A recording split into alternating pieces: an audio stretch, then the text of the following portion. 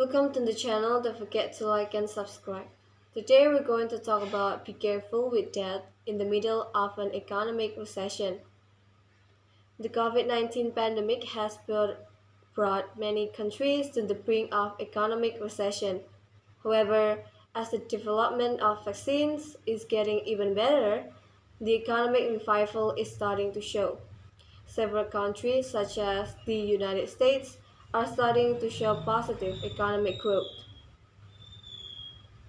That hope is certainly encouraging. However, as long as the pandemic is not completely over, it's a good idea to keep a vigilant and conservative attitude in managing finances. Regarding debt, for example, many finances are in trouble due to failing to manage healthy debt. In the midst of the ongoing pandemic, it's a good idea to avoid debt if possible. That way, you can eliminate one of the risks of financial problems. How to easily manage finances to stay healthy and not have problems with debt in the midst of a pandemic? Check out the following tips.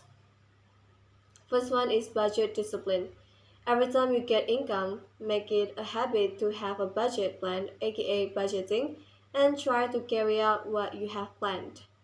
A budget plan can make it easier for you to spend money as needed. In budgeting, there are routine expenditure and non-routine expenses. Make an allocation for each. Routine expenses such as payments for electricity, water, internet, as well as kitchen needs, children's school fees, installment payments, and so on. While non-routine expenses, for example, the budget during planned vacation trip.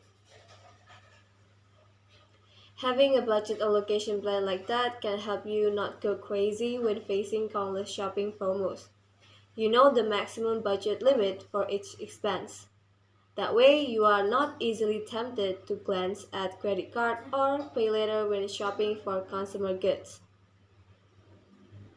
Second, take advantage of the financial recorder app. You can take advantage of financial recording applications that are currently widely available on the Google Play Store or App Store to help monitor expenses and income. Choose according to your needs by looking at the features and reviews of the application. This financial application doesn't just help you monitor your income and expenses on a regular basis, but it also helps you realize how much debt you already have. That way you can be more alert when you start being tempted to go into debt. When the debt ratio is close to the maximum number of 30%, there is no longer any reason for you to increase the number of installments so that financial health is maintained. Third, avoid using a credit card or pay later. If you can pay it with cash, why take card alone? You should run this principle every time you want to shop. Credit cards are tempting with its 0% installment offers that allow you to buy quite expensive items without having to disrupt your routine cash flow. But if without careful calculations, using a credit card to shop can be the beginning of financial problems.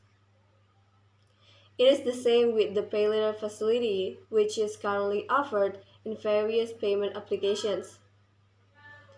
The convenience of shopping with borrowed money also has the potential to make you more wasteful because you feel you have a lot of money, even though it is actually a loan status, not your own money.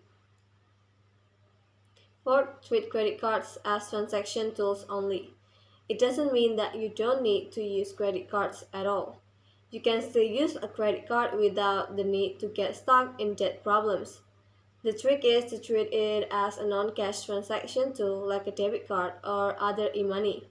This means every time you use a credit card, make sure you do have the funds to pay it before the due date of the bill. That way you don't shop using a credit card loan, but only use it as a non-cash transaction tool. Fifth, maintain a maximum debt ratio of 30%. One of the main characteristics of healthy finances is when the debt ratio does not exceed does not exceed the limit of 30% of total routine income. If your current debt ratio exceeds that number, try to manage it more carefully by trying to pay off the most expensive interest-bearing debt first.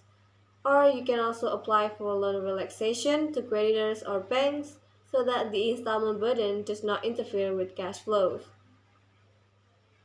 Since the pandemic hit, the government has issued a policy of relaxing bank loans as a form of incentive for people affected by the COVID-19 pandemic. So you can take advantage of the opportunity to relax your debt to the loan provider.